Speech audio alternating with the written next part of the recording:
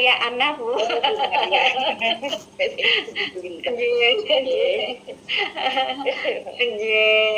Bu Lintar nanti mau menyampaikan stressing nanti setelah Prof menyampaikan paparannya. Baiklah ibu-ibu sekalian, saat ini sudah ada di hadapan kita semua ya, Ibu Profesor Akif Kilmiah, Ibu Profesor Dr. Akif Kilmiah MAG. Beliau ini saat ini sebagai Ketua Divisi Keluarga Majelis Tabligh dan Ketarjihan Pimpinan Pusat Aisyah, dan beliau saat ini juga sebagai pengajar atau dosen S3 yang mengajar psikologi pendidikan Islam ya Bu ya, di Pasca Sarjana UMY. Nah, Bu Prof ini akan tema yang tidak kalah menarik dengan tema-tema sebelumnya, yaitu mengenai frugal living, hidup hemat keluarga Aisyah, perspektif sosio antropologi agama. Baiklah, saya tidak berpanjang kata karena nanti akan menyita waktu. Langsung saja kami persilahkan kepada Prof. Akif. Monggo Prof. Terima kasih Bu Ana yang sudah mengantarkan.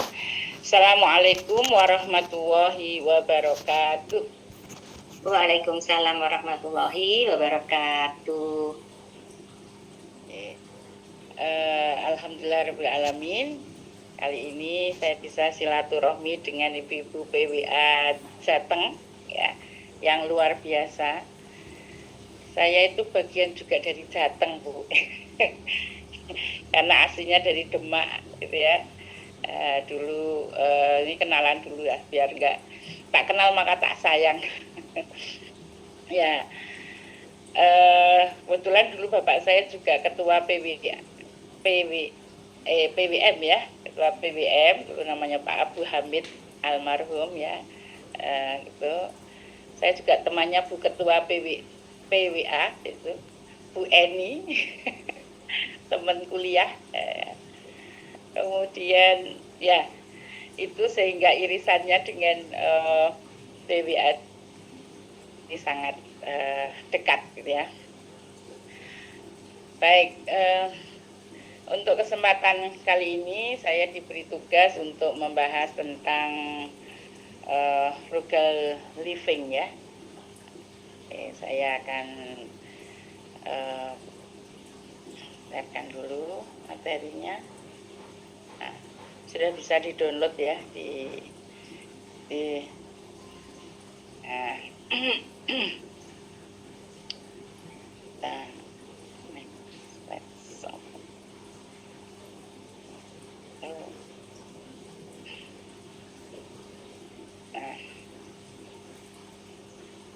ya, saya diberi judul ini ya, frugal living dalam keluarga Aisyah.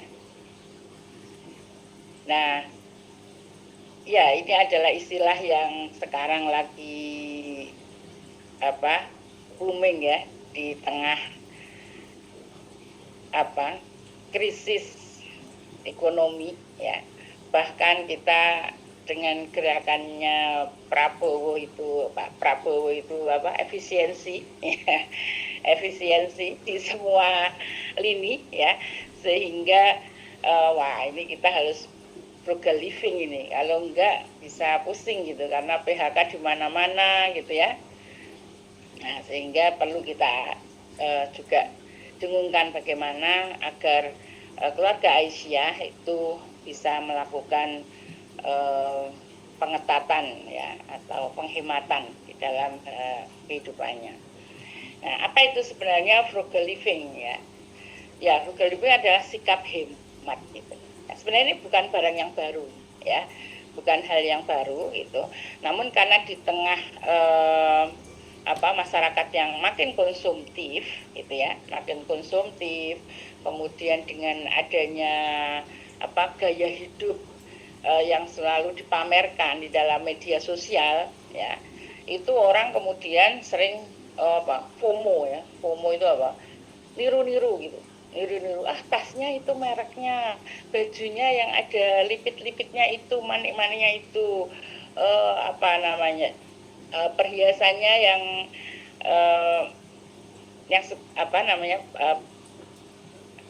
acara-acara gitu ya, itu yang berliannya begitu-begitu. Nah ini sehingga itu juga mempengaruhi gaya hidup keluarga muslim. Kalau tidak kita jaga melalui pengajian-pengajian seperti ini ya itu bisa belok gitu ya.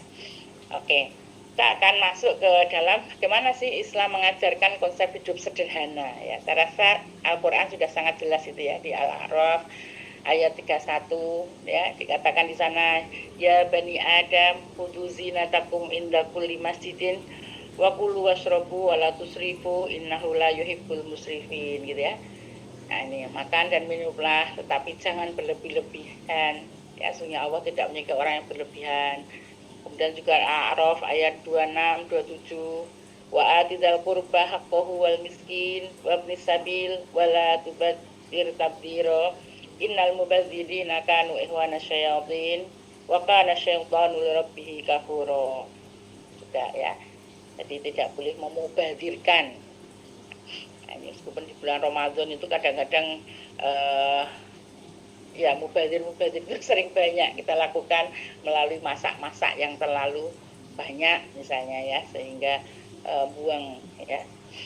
membuang sisanya terlalu banyak misalnya. Nah ini sehingga Al-Quran itu sudah sejak awal ya, 1400 tahun yang lalu sudah mengenalkan kepada kita untuk tadi tidak boleh yusrif, tidak boleh berlebih-lebihan ya. Nah ya, ini cara menjadi pedoman Aisyah terkait hidup hemat ini adalah masalah kemandirian ekonomi. Perempuan itu didorong untuk bisa memiliki kemampuan mengelola keuangan dengan bijak gitu ya. Jadi di budaya patriarki di negara kita kan menganut budaya patriarki ya, di mana perempuan itu diposisikan tidak bekerja gitu. Ya, diposisikan tidak bekerja, tidak mencari nafkah gitu. Nah, kalau dia tidak bisa memanage dengan pinter uang yang diberikan, nafkah yang diberikan dari suami, maka yang terjadi ini bisa terjadi keluarga itu mudah terjadi konflik gitu. Gitu. Nah, termasuk juga perempuan yang bisa bekerja ya. Perempuan yang bisa bekerja pun tidak mentang-mentang bisa bekerja kemudian boleh boros. Nah, itu juga nggak boleh misalnya kan gitu ya dalam Islam ya. Sehingga kesederhanaan itu penting, menghindari gaya hidup yang mewah dan konsumtif. Jadi meskipun kita ditawar-tawari, diiming-imingi iklan yang macam-macam di medsos itu gitu, kalau kita punya gaya hidup yang sederhana itu, kita tidak akan mudah itu dikit-dikit beli, semua beli, tinggal gadget HP aja sudah datang sendiri barangnya kayak gitu ya. Sering juga ketipu gitu ya, karena di medsos itu iklannya bagus-bagus, begitu yang datang tak seindah yang dibayangkan. Wah, kok cuma kayak gini ya gitu ya. Itu sering sekali gitu, kita temukan. Kemudian juga keberkahan gitu ya. Dalam Islam itu ya harta itu yang penting berkah ya. Nah, itu mencari dan membelanjakan harta dengan cara yang halal dan membawa keberkahan. Penting yang namanya berkah itu ya. Berkah itu ya tadi tidak membawa musibah, berkah itu bisa awet, berkah itu bisa sehat gitu ya, bisa menolong orang ya, berkah itu macam-macam ya. Oke, itu adalah konsepnya. Kemudian bagaimana kita lihat Rasulullah mempraktekkan frugal living dalam kehidupannya.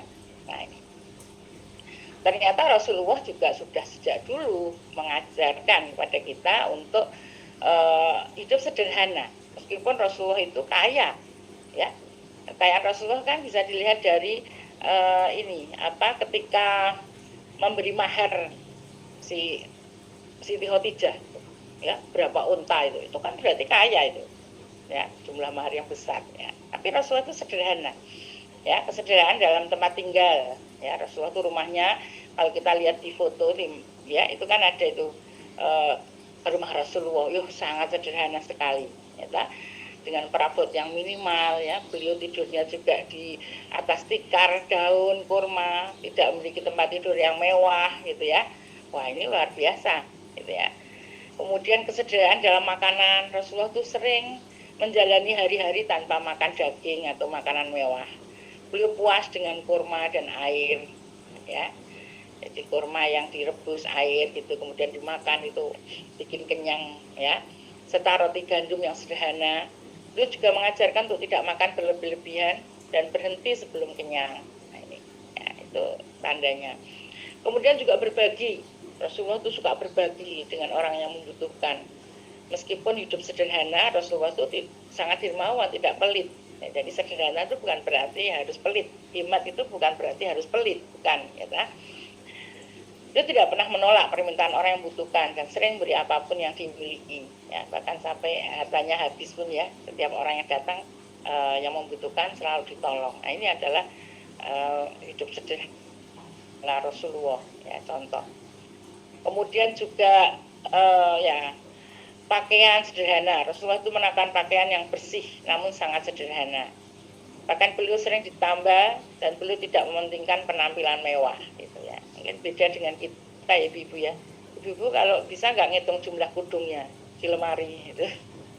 Saya yakin nggak bisa ngitung jumlah kerudungnya itu, ya. Itu baru kerudung gitu, bukan yang lain, ya. Nah, kemudian menghindari pemborosan. Rasulullah selalu mengajarkan untuk tidak boros dalam penggunaan sumber daya. Bahkan dalam Rasulullah contohkan wudhu aja kita harus hemat airnya, ya, nggak boleh berlebihan. Kemudian juga Rasulullah mengajarkan keseimbangan, ya. Meskipun menganjurkan kesederhanaan, Rasulullah tidak melarang kenikmatan yang halal. Beliau mengajarkan keseimbangan dalam hidup, ya, bukan ekstremis, ya. Jadi sederhana, ya. Kemudian Rasulullah itu juga melakukan zuhud, ya. Zuhud itu tidak terikat secara berlebihan pada hal-hal duniawi, meskipun memiliki akses kepadanya. Jadi Rasulullah itu meskipun bisa mengakses, bikin mudah kaya, mudah menjabat, ya, jabatan yang tinggi, tapi Rasulullah itu memilih lebih ke tadi zuhud, ya, lebih mementingkan di akhiratnya, gitu ya, sehingga tidak tadi makan berlebihan, tidak berpakaian berlebihan, ya, tidak punya perabot yang terlalu mewah-mewah, gitu ya. Memang Rasulullah mengatakan nilai seorang itu tidak ditentukan oleh kepemilikan materinya. Jadi meskipun dia itu kaya raya, ya, seperti yang sekarang kita lihat itu, kasus Pertamina, ya, atau Bu, direkturnya itu, ya, kemarin tuh gajinya itu 1,8 itu, ya, 1,8 miliar satu bulan loh, Bu. Itu sebab kalau untuk Aisyah itu kegiatan segitu udah bisa macam-macam, Bu, ya, kegiatannya, gitu ya. Itu, ya. Itu kok masih ngoplos itu minyak itu, ya, Pertalite itu kan namanya rakus, gitu ya. Itu tadi dia pasti hidupnya berlebih-lebihan, gitu, ya. Nah, bagaimana itu, ya tadi Rasul sudah nyontohkan, gitu ya. Kemudian bagaimana sih perspektif sosioantropologi agama, ya. Kita lihat dalam dimensi sosial misalnya, ya, menarik untuk kita amati, ya. Misalnya munculnya solidaritas sosial, ya. Dengan hidup hemat, keluarga Aisyah dapat menyisihkan lebih banyak untuk membantu sama melalui infak, sedekah, dan zakat. Nah, ini saya ingat itu dulu waktu kuliah S3 sama Bu Eni itu, ya, Bu Eni ketua PBNI, ya, datang itu kalau kuliah itu sambil bawa proposal untuk kegiatan Ramadan, mau bagi-bagi ini duafa, gitu. Itu kemana-mana bawa, gitu. Nah, ini ada masalah, gitu, ya, di situ. Dengan kesederhanaan kita akan muncul solidaritas sosial. Kita lalu pingin membantu, ya, apalagi di bulan Ramadan ini yang pahalanya sangat berlipat, ya. Maka kita berlomba-lomba mendata, ya, siapa janda-janda miskin yang perlu dibantu, siapa yatim piatu yang perlu dibantu, ya, kita data dan kemudian kita berikan ya kita berikan sumbangan gitu. Ya, tanpa kita berpikir biar saya jadi apa gitu, misalnya mau nyalek atau mau apa, kan beda ya. Pemberian orang yang mau nyalek dengan pemberian Ramadan seperti ini, ya. Ada untuk apa itu beda, itu ada unsur solidaritas sosial, ya. Kemudian juga kontrol sosial, ya. Adanya pengawasan komunal yang mendorong anggota untuk tidak menampilkan gaya hidup berlebihan, ya. Di saat orang banyak di PHK, maka kita tidak perlu memamerkan harta kita, gitu ya. Justru harusnya kita berupaya tadi untuk ikut membantu. Kemudian juga diferensiasi sosial, ya. Adanya pola hidup hemat menjadi pembeda dengan kelompok masyarakat yang menganut konsumerisme, ya. Jadi harus beda ya, ibu-ibu Aisyah itu dengan yang bukan gitu, yang bukan ikut pengajian Aisyah gitu ya. Gaya hidupnya, pola hidupnya itu harus berbeda. Ya, artinya kita harus tunjukkan ya, bukan orang yang konsumeris gitu ya. Ini perspektif sosioantropologi ya, kalau kita lihat aspek sosialnya. Bagaimana kalau kita lihat dari sisi antropologinya gitu. Kalau dilihat dari antropologi, maka praktek hidup hemat itu dapat dilihat sebagai manifestasi budaya yang terbentuk dari interpretasi ajaran agama. Sejak dulu Ahmad Dahlan ya memberikan contoh juga bagaimana sih kita hidup itu sederhana, ya. Terkait juga budaya ya. Ya. Pertama adalah ritual ekonomi, kebiasaan menabung itu selalu kita biasakan menabung. Kemudian membuat anggaran, ya. Setiap bulannya kita buat anggaran untuk rutin, ya, untuk dapur, untuk kesehatan, untuk pendidikan anak, untuk untuk apa, gitu ya. Tetap setiap bulan itu kita buat, gitu ya. Dan memilah kebutuhan menjadi ritual sehari-hari, ya. Jadi setiap bahkan kita mungkin punya jadwal itu Jumat berkah, gitu kan. Saya yakin ibu-ibu tuh punya jadwal tuh Jumat berkah. Pokoknya kalau Jumat itu acaranya bersih-bersih harta ya melalui Jumat berkah dan kegiatan-kegiatan yang lain gitu ya. Kemudian simbol kesalehan. Gaya hidup hemat menjadi simbol ketaatan pada ajaran agama. Orang yang taat pada ajaran agama itu cenderung hidupnya sederhana, gitu ya. Nah, kemudian juga transmisi nilai-nilai kehematan itu ditransmisikan antara generasi melalui pendidikan keluarga. Nah, sikap hidup hemat ini memang akan terbentuk manakala terjadi pendidikan dari orang tua, ya. Saya ingat itu sejak kecil dulu saya juga sering dilatih ya sama orang tua, diajak menghitung zakatnya, diajak menghitung zakat, kemudian membagikan zakat itu gitu ya. Tidak hanya zakat, bahkan ini kalau ada orang miskin gitu, maka anaknya yang suruh memberikan, ini kasih tuh sama anak di jalanan itu, ini orang miskin ini ya gitu. Ini sangat bagus sekali ya, budaya seperti itu kita ajarkan kepada anak-anak kita ya.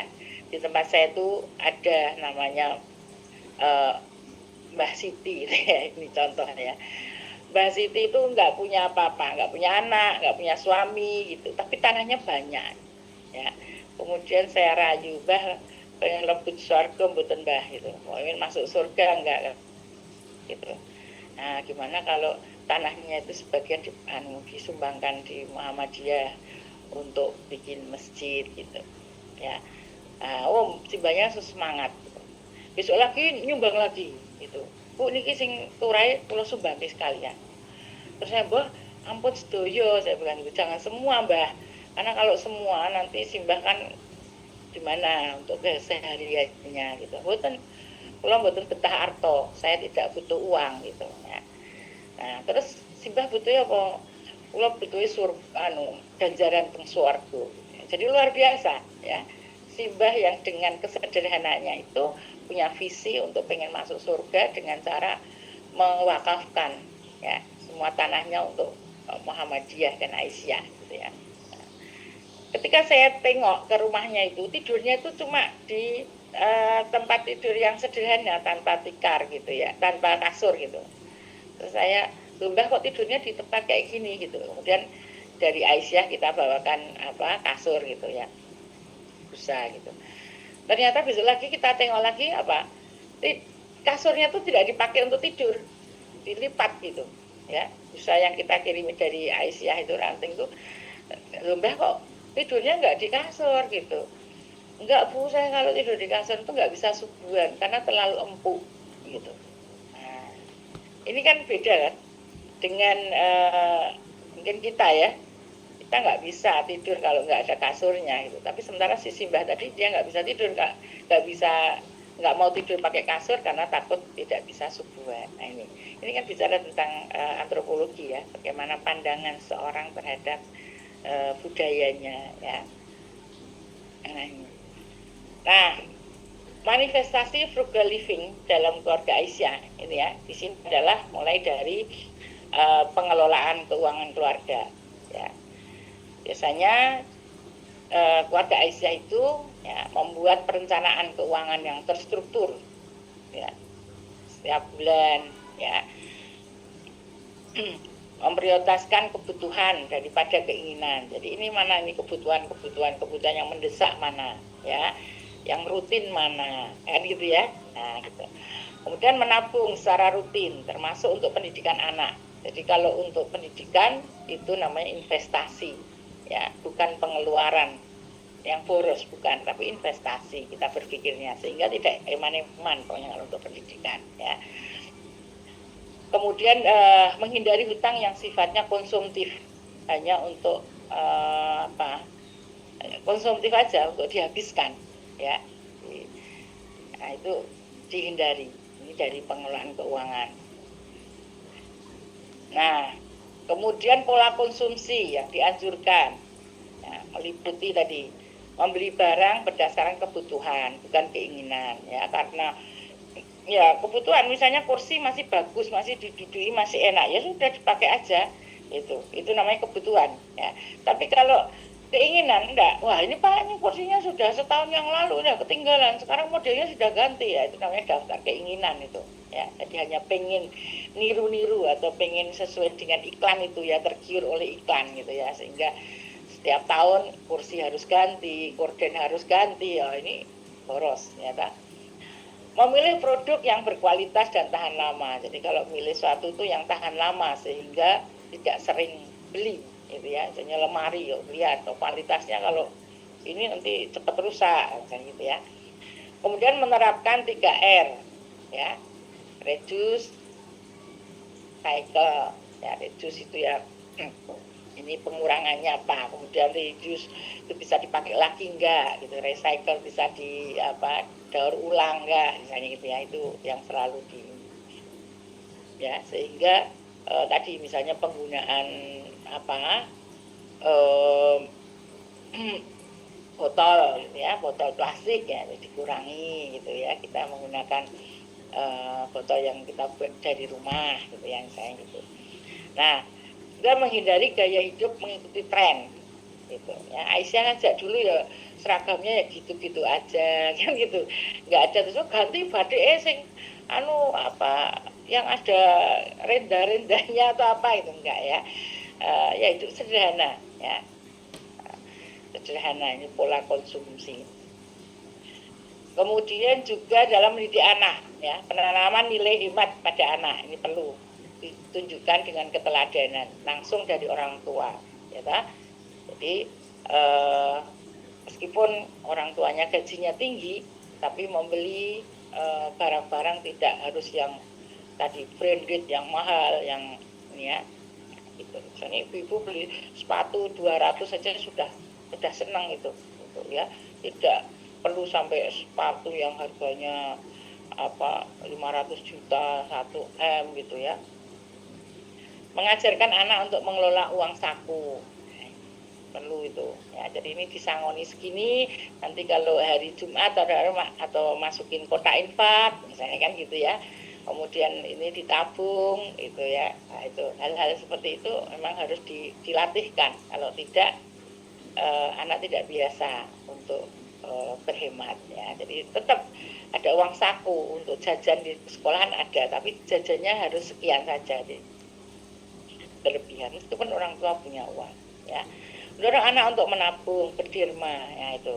Jadi dilatih itu untuk bersikap dermawan ya. Kalau ada teman yang kelaparan, nggak bawa sangu, maka kamu perlu memberi gitu ya. Kalau ada yang pinjam uang, nah saya juga dipinjami dan sebagainya. Ini bentuk-bentuk latihan dermawan ya. Kemudian menjelaskan perbedaan antara kebutuhan dan keinginan. Nah ini penting ya. Karena ini sering sekali orang sebenarnya ini kebutuhan atau hanya keinginan. Nah itu kan sering ya. Nah, jadi memang itu betul-betul dibutuhkan. Karena kalau nggak ada barang itu saya nggak bisa. Misalnya gitu ya, kacamata, itu penting itu. Gitu. Tapi sudah beli kacamata, beli lagi sampai 5. Untuk apa? Itu kan daftar keinginan gitu. Karena untuk gaya saja kan misalnya gitu. Nah, kontradiksi tantangan modern ya.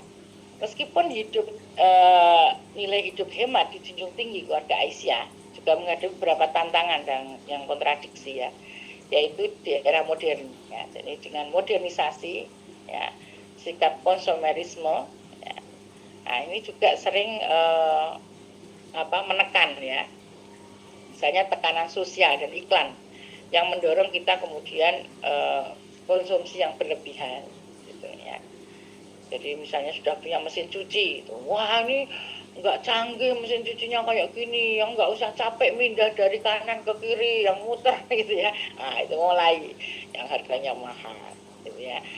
Nah, padahal mungkin ada yang lebih penting. Kemudian keseimbangan antara hemat dan kikir, itu penting. Ya. Menjaga agar hidup hemat tidak berubah menjadi kikir dan menghambat sedekah, gitu ya. Sehingga ya berhemat yang penting kita butuhkan ya, misalnya kita beli obat, nah, itu penting, itu kebutuhan gitu ya. Nah, tapi kalau tadi beli makanan yang berlebih banyak sekali macam-macam itu, itu udah. Kemudian standar sosial kemudian untuk menjaga, nah ini sering kan karena merasa tadi status sosialnya tinggi dan ingin menunjukkan kepada orang bahwa saya adalah level tinggi ya, masuk golongan kaya gitu, bukan miskin, maka kemudian membuat upacara pernikahan yang besar-besaran sampai hutang sana hutang sini misalnya gitu ya. Nah hanya untuk tadi muka sosial, menunjukkan wah gitu kepada orang lain. Nah ini nggak boleh seperti itu. Keluarga Aisyah nggak boleh sampai seperti itu ya.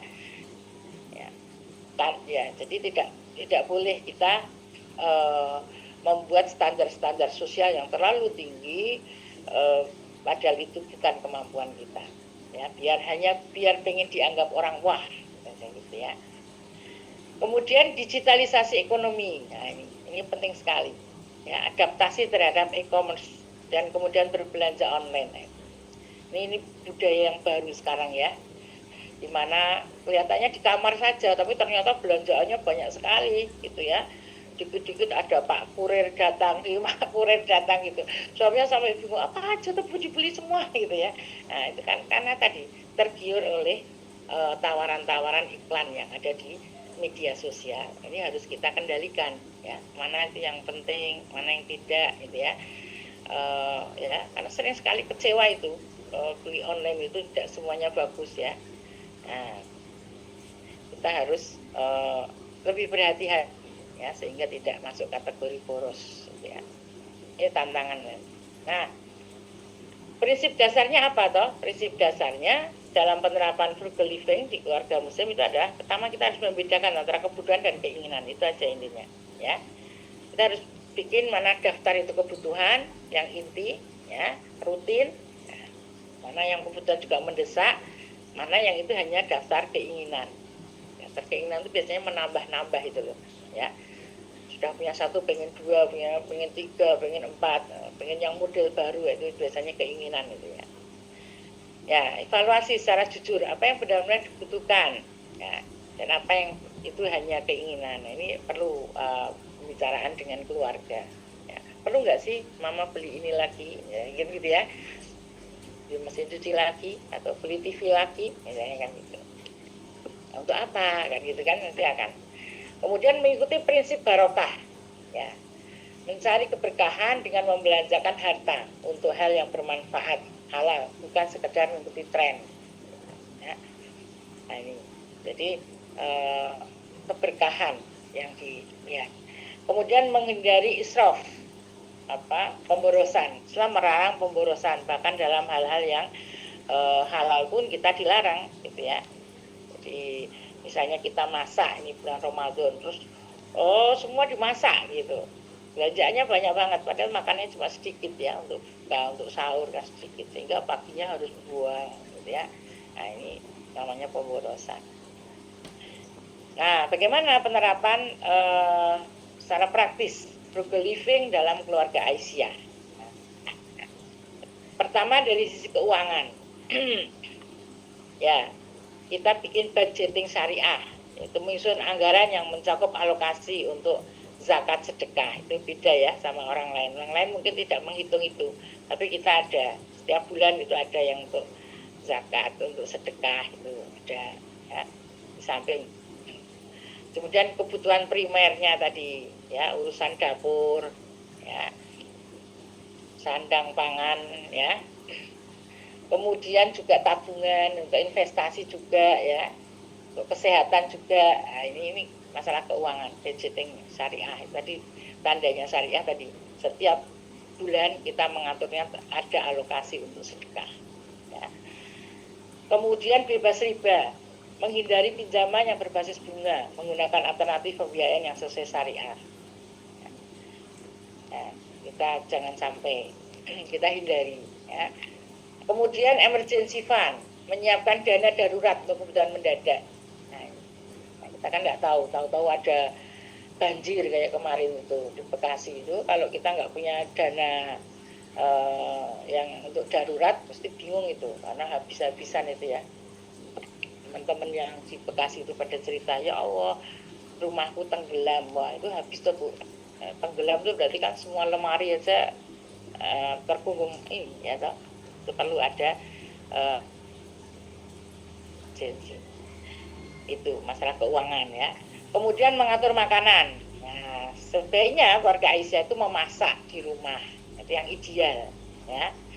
Kalau nggak sempat memasak di rumah ya jajan ya, beli di luar. Tapi tidak perlu berlebihan.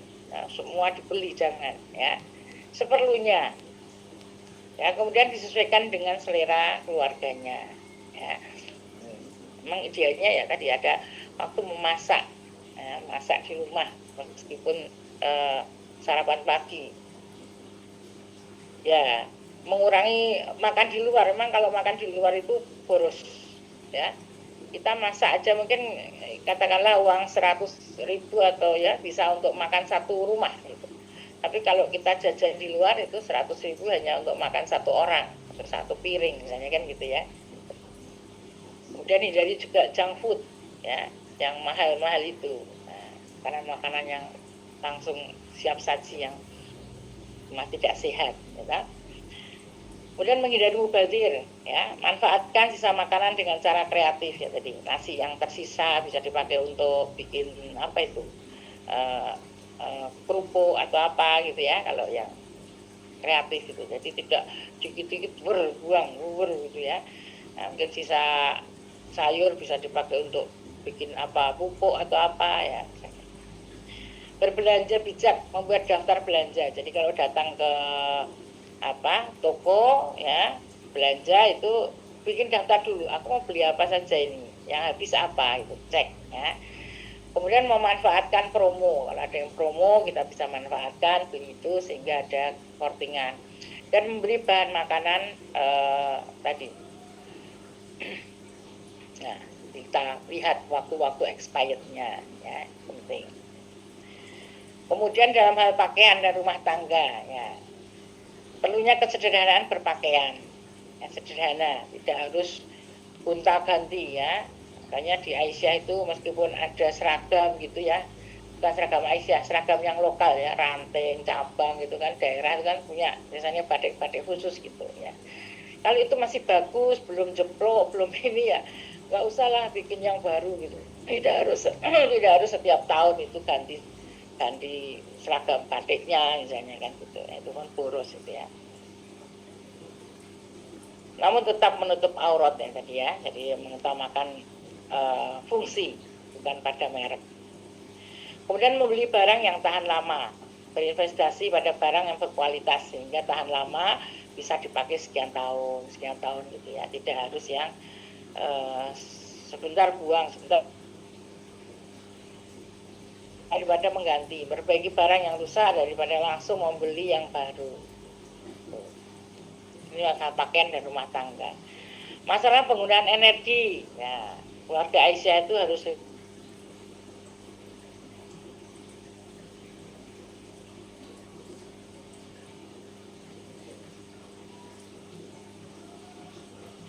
Suaranya hilang, Prof.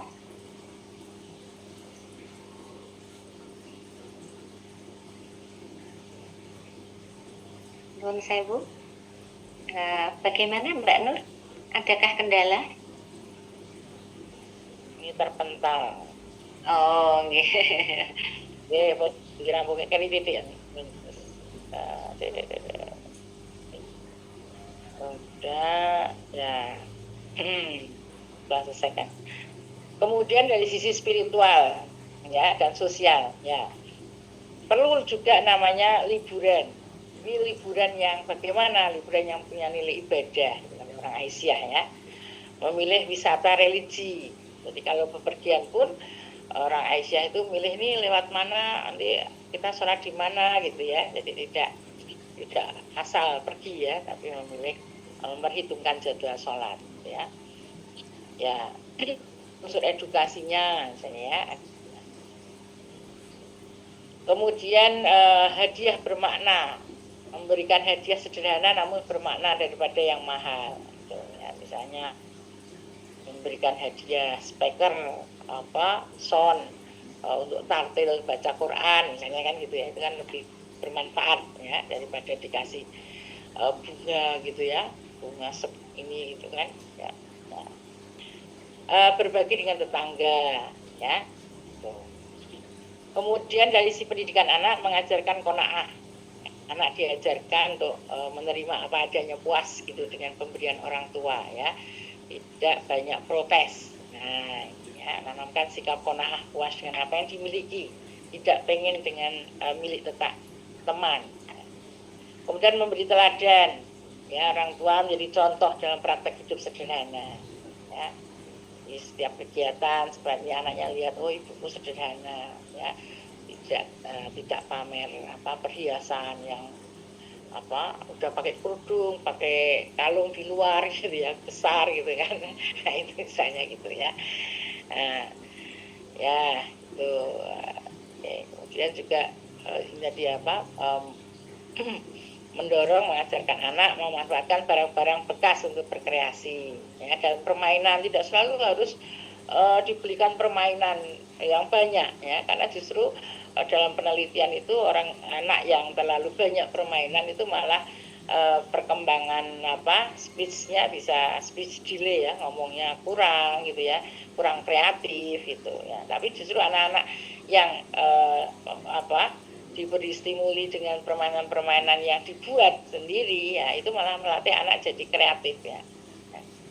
Misalnya dari kulit kulit jeruk yang jadi mobil-mobilan misalnya dulu ya, misalnya itu jauh lebih bagus daripada kita beli mobil-mobilan yang mainan itu yang mahal itu misalnya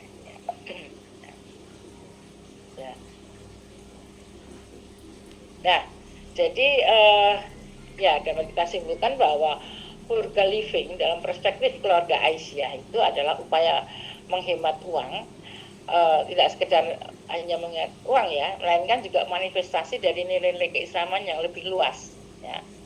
melalui pendekatan sosioantropologi agama, kita dapat memahami bahwa praktek hidup hemat itu memiliki dimensi teologis. Jadi, kenapa kamu hemat? Ya karena Al-Quran mengajarkan kita harus hemat, tidak boleh berlebih-lebihan gitu. Jadi kita melakukan itu karena kita taat pada ajaran Al-Quran dan hadis. Ya, kemudian juga sosial, ada unsur sosial bahwa ada loh orang lain yang harus kita beri, yang gitu ya, kedermawanan ya.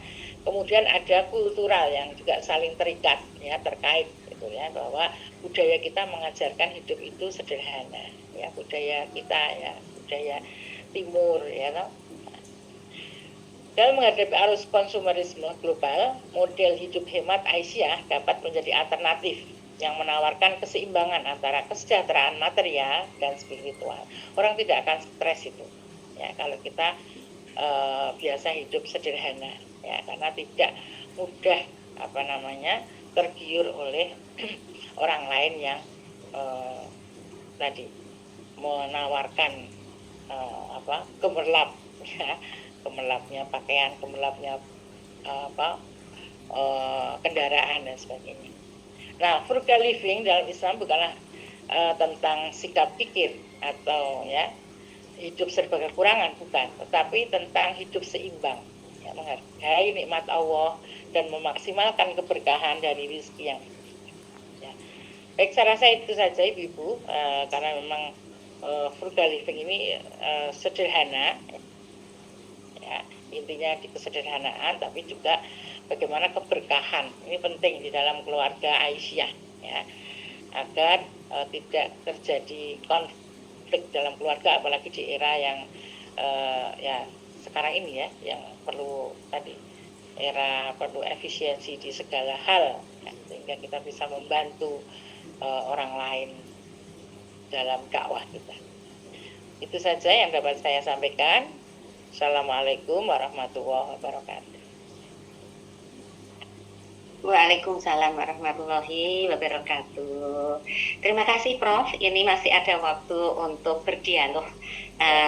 Nanti kami persilahkan kepada ibu-ibu yang akan menyampaikan pertanyaan, baik secara langsung maupun yang sudah memasukkan chat. Ibu sekalian, jadi frugal living atau gaya hidup hemat itu ternyata mengedepankan kebijaksanaan dalam penggunaan uang, begitu nggih, Prof? Nah, ternyata itu sealur nih dengan pesan Al-Quran yang melarang tindakan boros dan berlebih-lebihan dalam hidup. Nah, ini warning bagi kita para perempuan ini yang sering mengumbar keinginan, ini warning. Baik, ibu-ibu, sambil menunggu pertanyaan yang yang sudah masuk dulu ya, Prof. Ini dari Pekalongan bertanya. Ini ratu nyerempet tanda kutip ya, Prof. Terkait kalam pembuka yang tadi Prof sampaikan mengenai Pak Prabowo sebagai bapak efisiensi. Bagaimana menurut perspektif sosioantropologi tentang kebijakan beliau mengenai tentang kebijakan untuk efisiensi anggaran ya di satu sisi, namun di sisi lain justru kabinetnya gendut, katanya begitu, Prof. Monggo Prof. Direspon langsung ya. Wah, bagus ini ya. Jadi memang di satu sisi efisiensi bagus gitu ya. Kalau tadi mengoreksi mata anggaran yang nggak penting ya, misalnya mau bikin jembatan tapi seminar dulu, ngadain seminar FGD gitu, mau bangun jembatan aja FGD, seminar, studi banding gitu. Nah, menghilangkan yang kayak gitu-gitu itu efisiensi oke, gitu ya, bagus, karena kapan bangun jembatannya kalau seminar dulu, FGD dulu, ya, studi banding ke luar negeri gitu ya. Nah, yang seperti itu bagus gitu ya. Tetapi menjadi tidak bagus kalau itu kemudian memotong anggaran-anggaran yang justru itu penting gitu loh, penting, misalnya pendidikan. Nah, ya, terkait dengan beasiswa misalnya gitu. Anak-anak miskin kan pengen sekolah, anak-anak pinter ya, pengen sekolah, tapi kalau kemudian ditiadakan gara-gara efisiensi itu juga nggak benar gitu ya.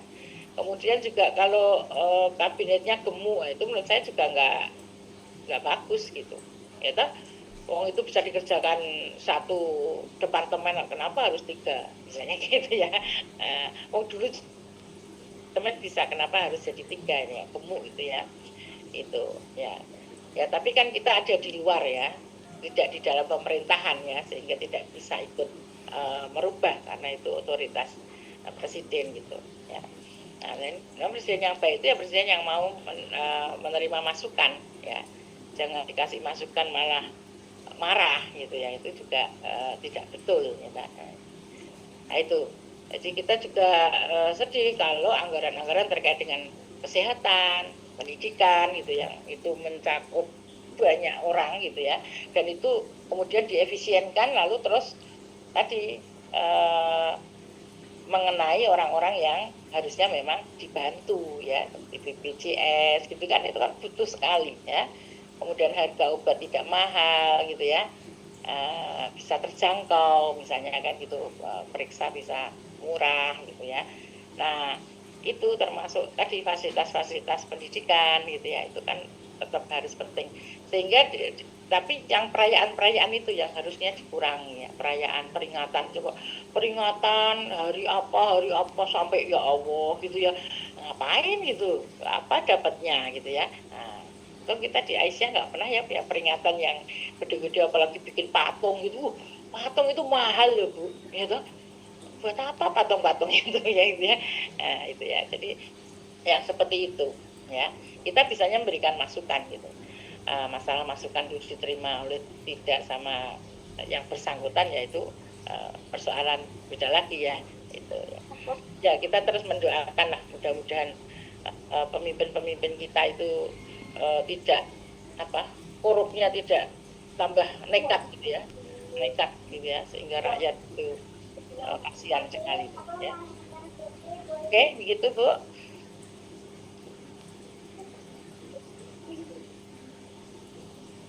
Nah, ini ada pertanyaan ini dari Bu Lulu ya,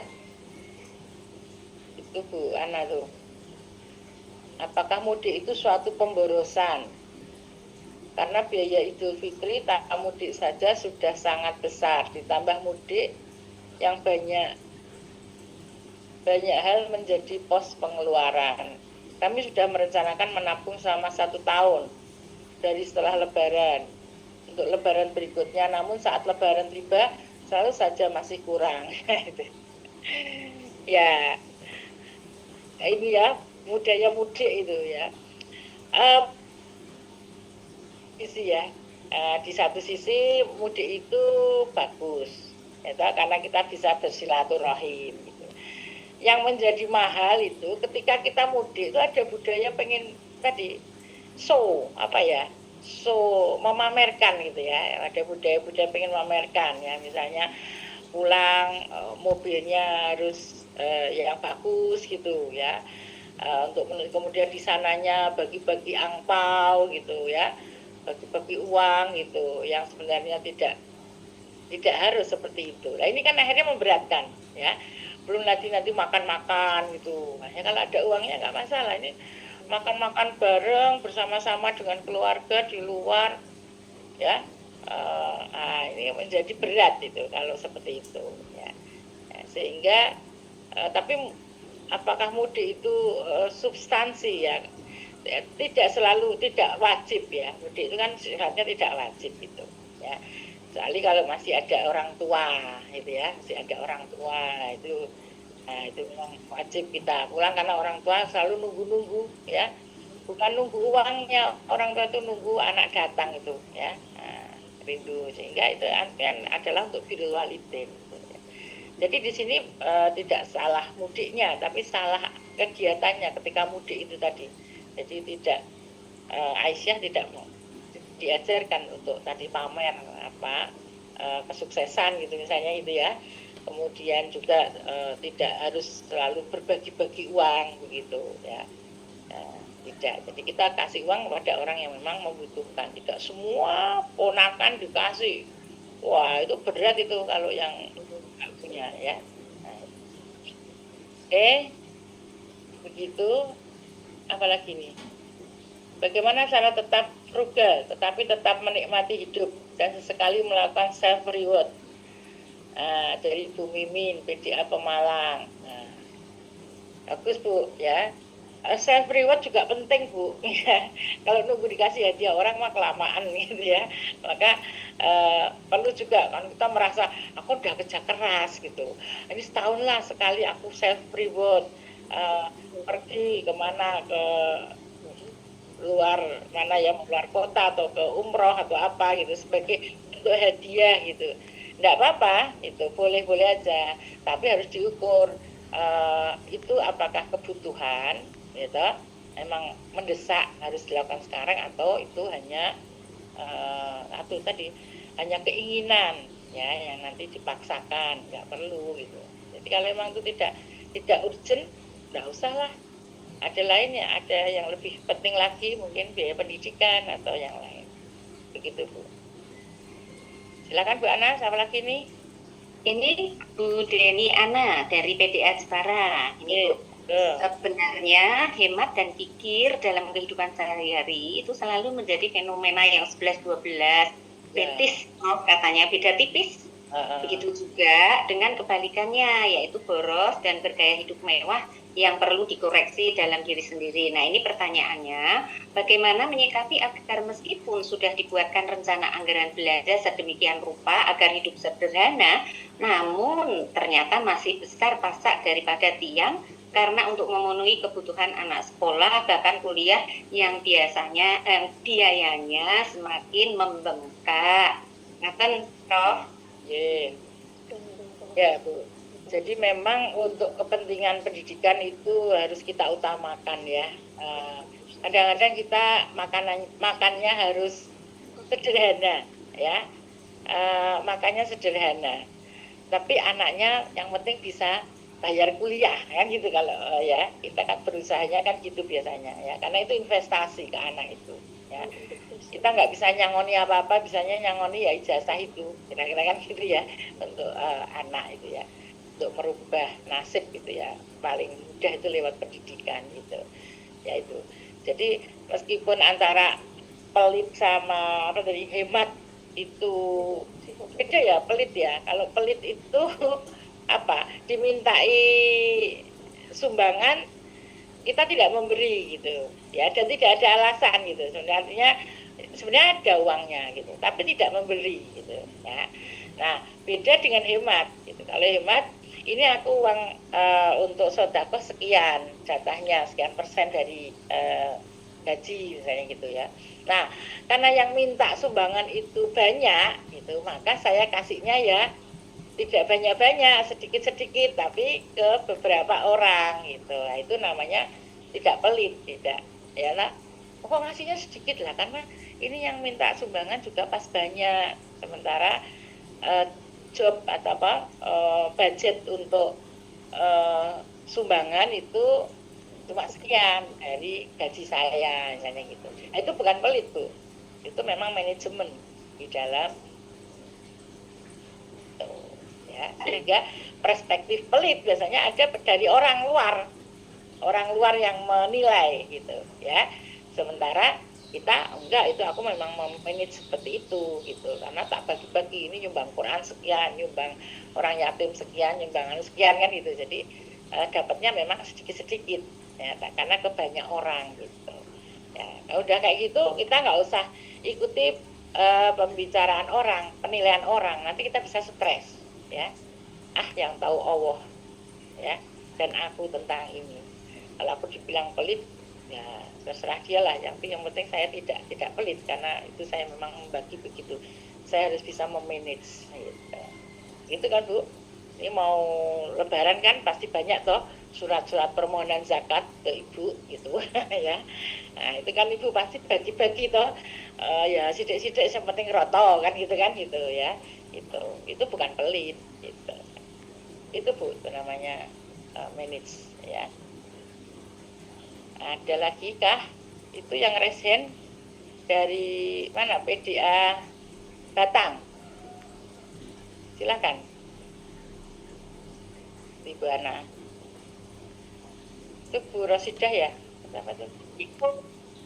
Maaf Prof, ini jadi ibu sekalian karena tempat kami itu himpitan dengan masjid. Jadi Oh iya, sudah libur ya Bu.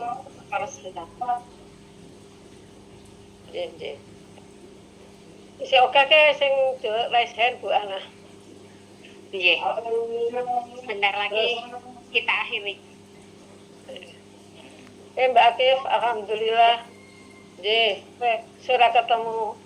Oi. Ibu Bapak Ibu, Bu Akif ini adiknya. Ya. Masihnya ada nggak itu? LSPO ora Bu Mandi. Ini teko. Ono. Adiknya Bu Masi dan bapaknya itu pernah jadi ketua PBN Jawa Tengah.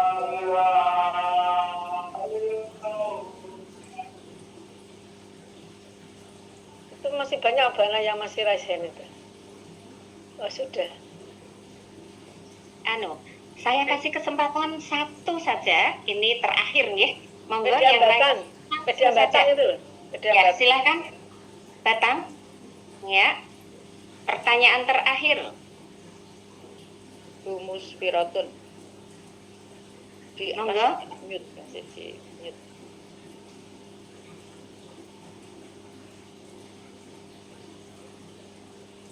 Monggo yang Hostnya dinyalakan Mbak Ana, mic-nya.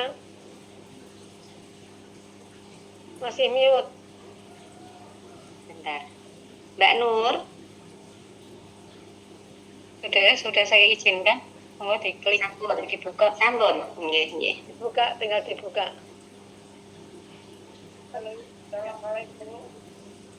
Waalaikumsalam warahmatullahi wabarakatuh. Kami dari pimpinan daerah Aisyah Kabupaten Batang mau menanyakan, Aisyah sering mengadakan berbagai acara yang membutuhkan biaya besar. Sementara ada himbauan untuk berhimah.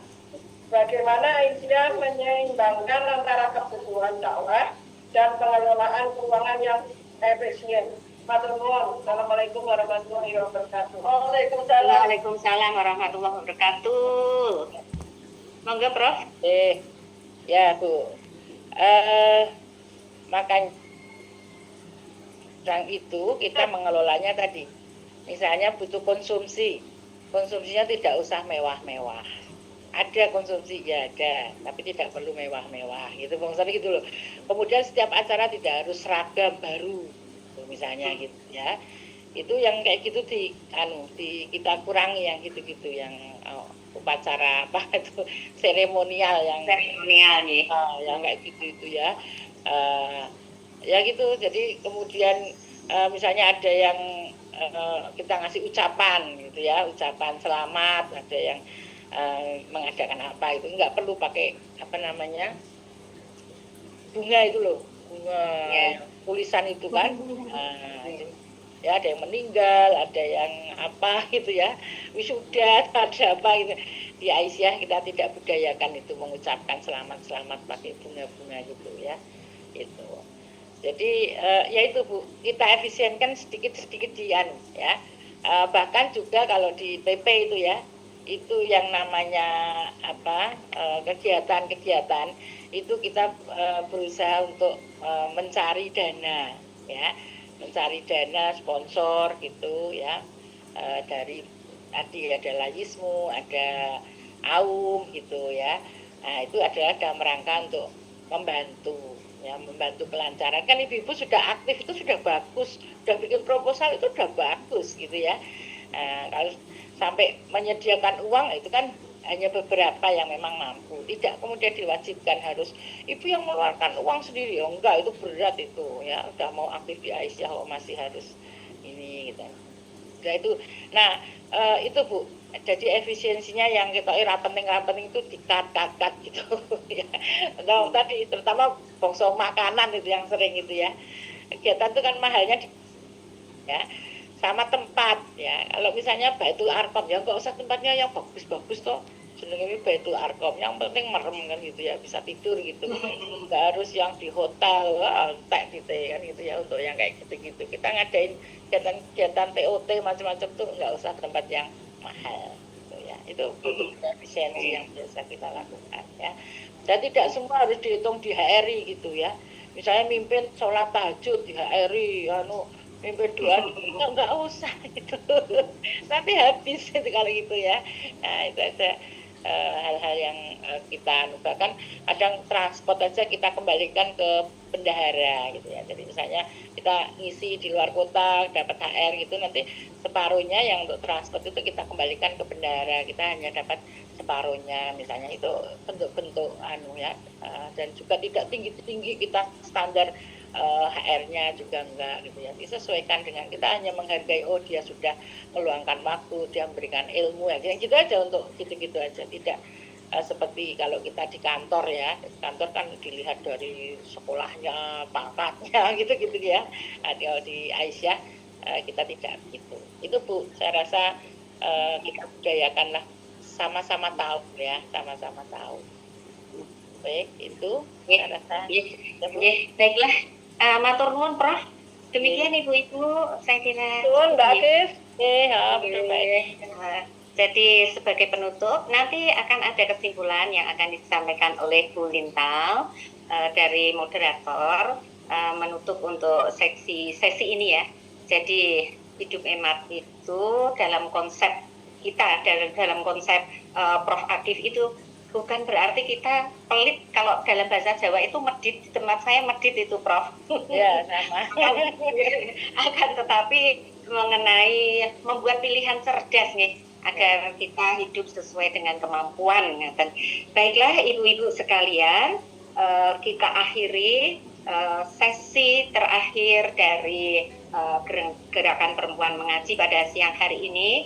Terima kasih sekali lagi kepada Prof Akif mengenai pencerahannya, sangat bermanfaat sekali bagi kita semua. Monggo Prof kalau mau mengucapkan salam penutup dulu. Assalamualaikum warahmatullahi wabarakatuh. Dan dari saya yang memandu selaku moderator dari pagi hingga siang ini, mohon maaf yang sebesar-besarnya apabila dalam memandu sesi diskusi ini ada kekurangan maupun tutur kata yang kurang berkenan. Billahi taufiq wal hidayah. Assalamualaikum warahmatullahi wabarakatuh. Selanjutnya kami mohon Ibu